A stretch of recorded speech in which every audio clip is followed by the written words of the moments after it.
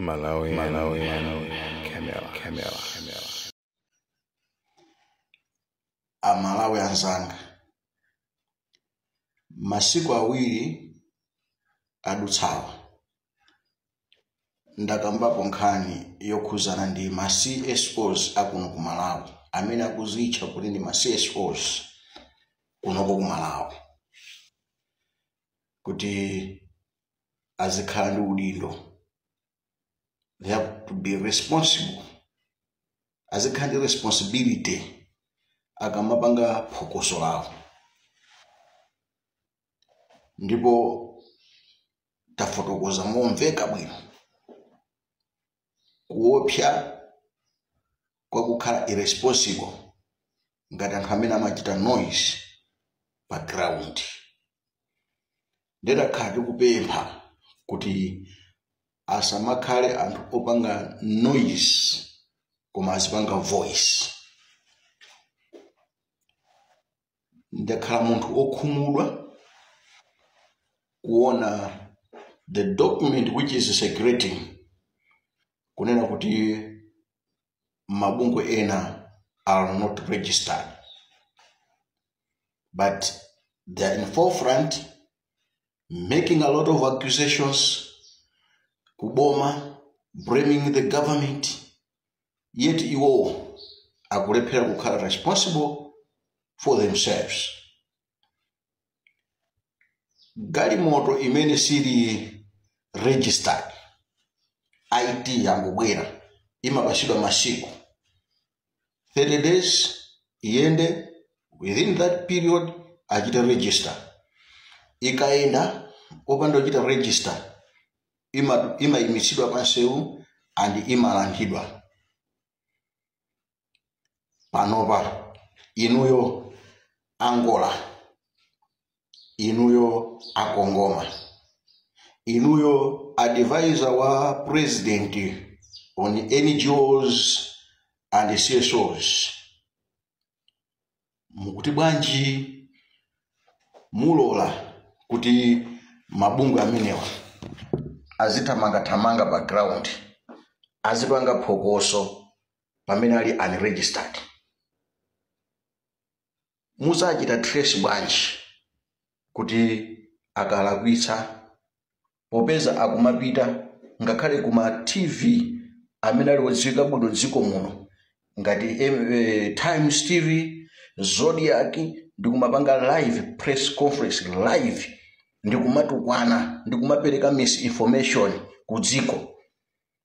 Ino amakra mukutipo bwanji pamene mukumva kunena kuti anthu amene akupanga noise awa they are not registered? Munthu amene alibe license yoyendesera galimoto sindikhulupirira amayendesa galimoto. Akayendesa galimoto ndikupha munthu imakhala mada, mukudziwa kale.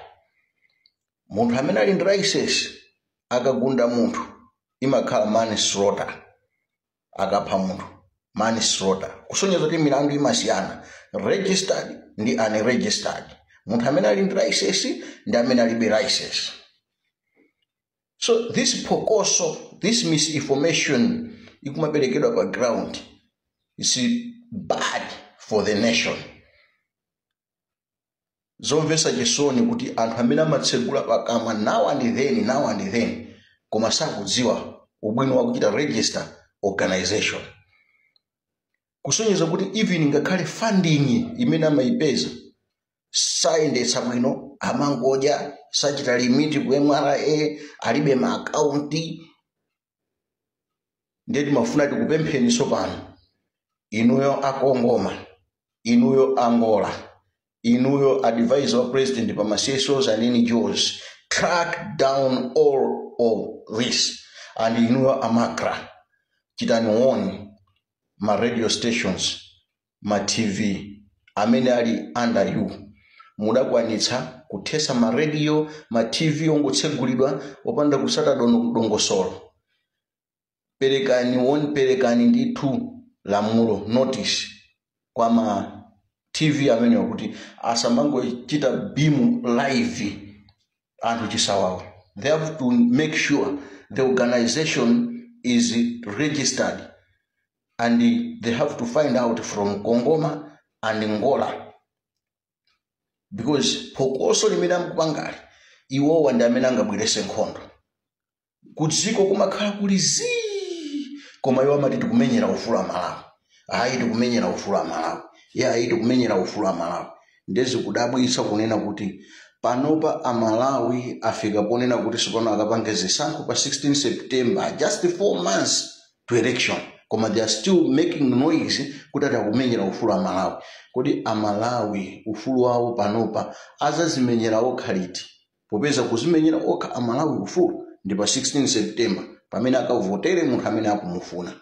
So ino Angola, ino Kongoma, track down all these unregistered organizations, let them go. There should be no noise from them. Aliyense ngati apase ni masiku kamwe apasa 10 days, kamwe apasa 14 days, akachite register ndi inu ya Kongoma, akachite register ndi inu ya Angola.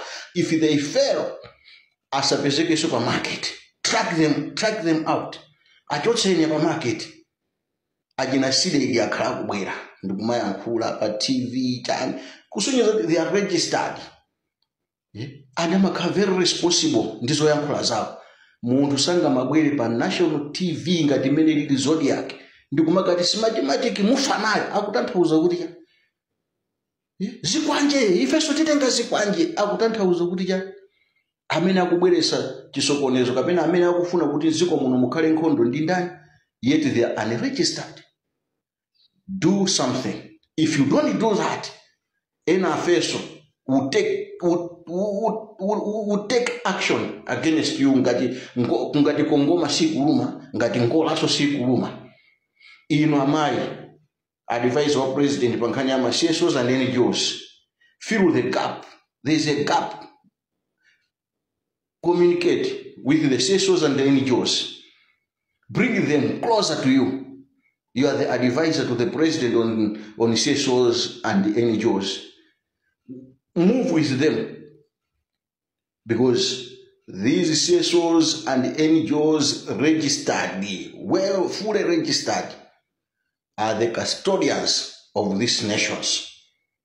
They are the people, amenamakitama checks and balances at Ziko, they are not the enemies of the government, but they are the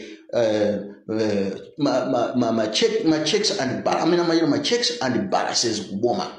So don't take them as your enemies. If they are registered, any organization which is registered, bring it closer to you, the advisor to the president. Kongoma, once again, Yangana and his menace. This mistake should be corrected. Pasapezeke muntu mango zuka mango yankula what organization yake is not registered. Yes, one can speak as a concerned citizen. One can speak as a political analyst. One can speak as a political commentator. But not like kumaima ngati muntu wa bungwe pamene bungwe lakelo is not registered.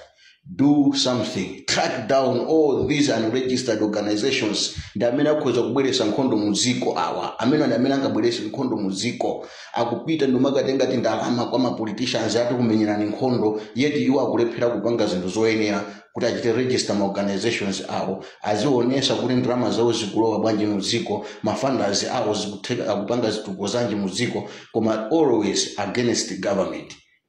No. If they want to join politics, let them join politics. Let them go and campaign for their preferred candidate. Malawi, Camera.